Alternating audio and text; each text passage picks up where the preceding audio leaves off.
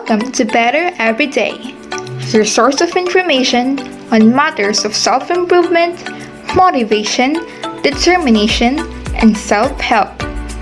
Hello, and nice to see you again. This lockdown gave time to appreciate things more than ever.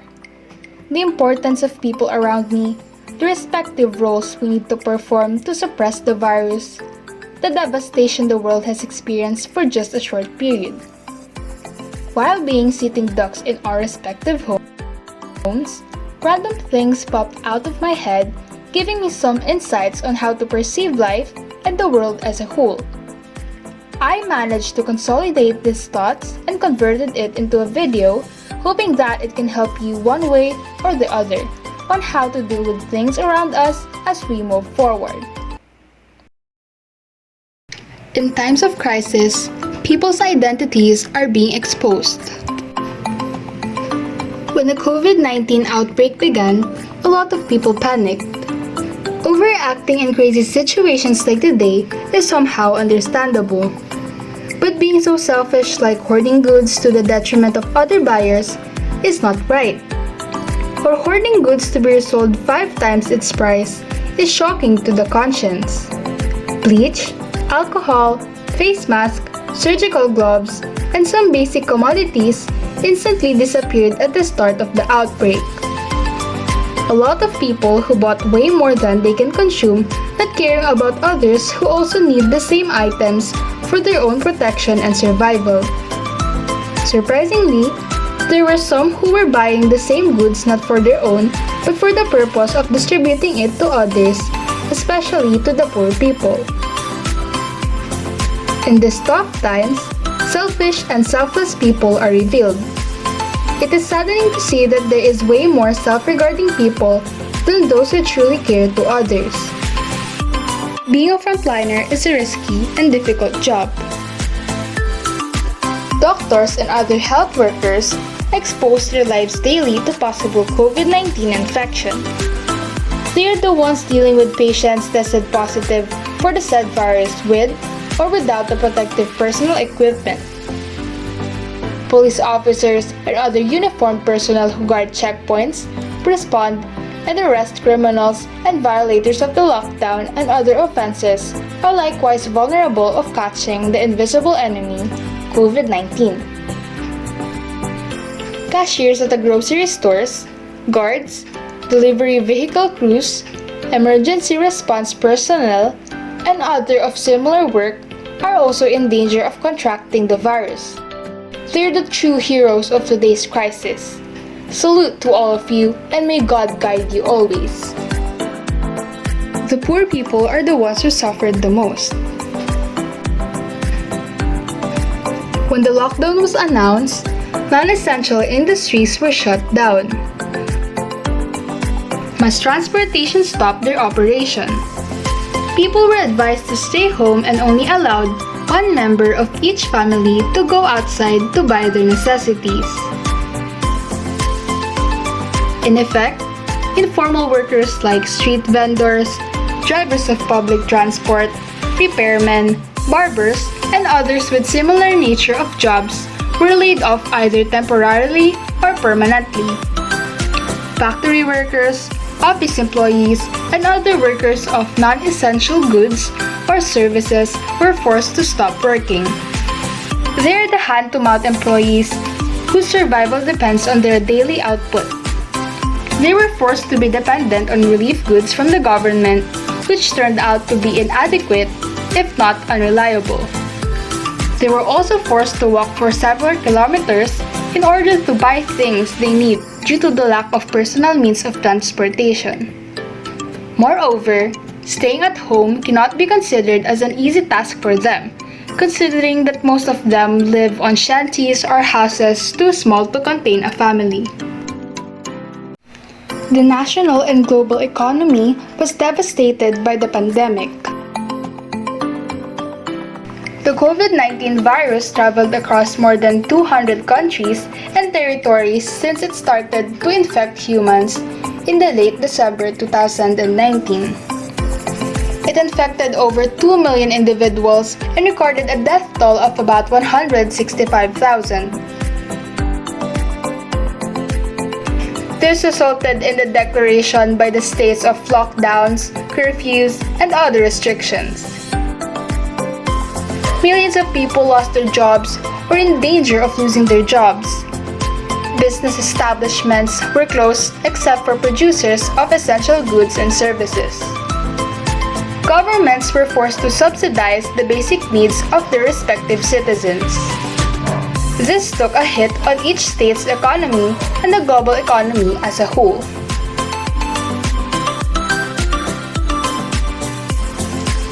Being a head of state is a tough job to perform. Imagine the voluminous papers being placed on your desk to study and consider. The daily calls from the cabinet secretaries asking you to give guidance on certain matters. How much to be spent for COVID-19 facilities and where to get it from? How many should be given relief goods? When should the lockdown be lifted or extended? These are the questions for consideration by a president. We only speak about the pandemic issues. There are other things that a president should deal with on a daily basis. That is quite the job. I pray for good health and wisdom to the heads of the state in the world. I am sure you all have a tough way ahead to overcome this crisis. You may be deprived of your own liberty for your own good. Being required to remain in one place is somewhat a deprivation of liberty, just like prisoners. It is not our nature to remain in one place for a long period. We always desire to go somewhere. It is difficult and quite challenging for everyone to stay home.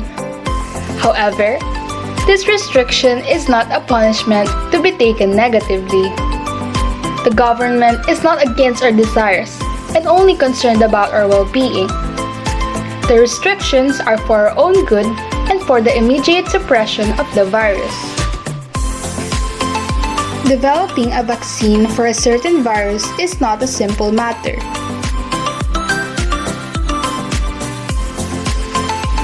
Previously, the development of vaccine would take 5 to 10 years to complete.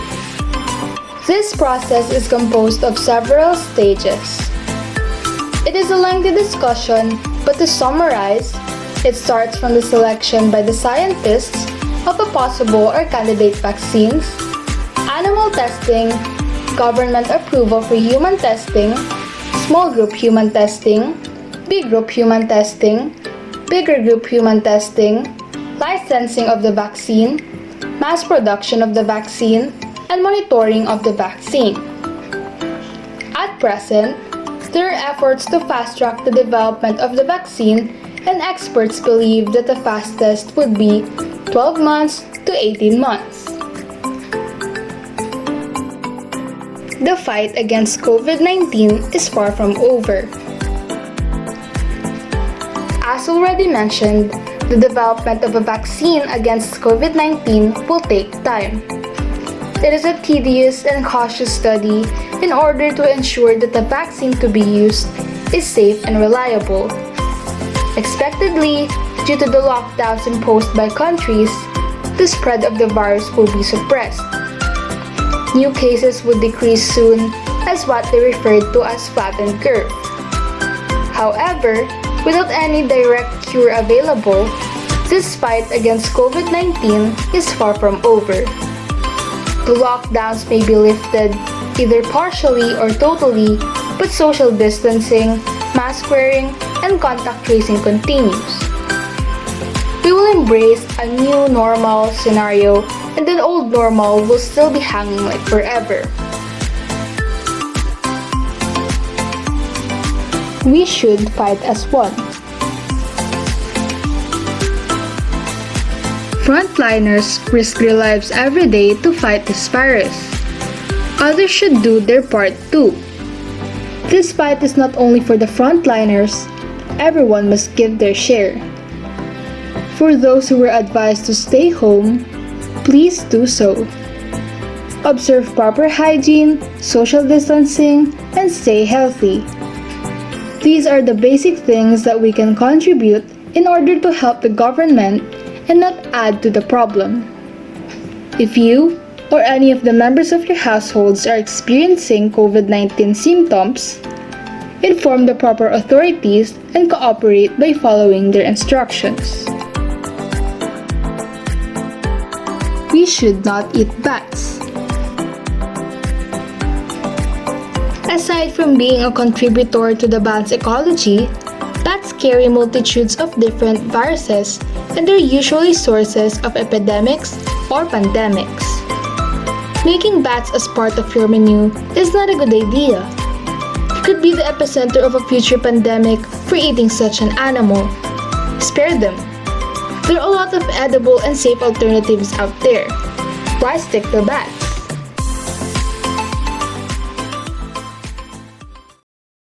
Since you watched until the end of the video, I know you learned new things. If you like this video, give it a thumbs up. You can also give your comments on this article. This will motivate us to improve and provide you with more interesting videos in the future. See you again, guys!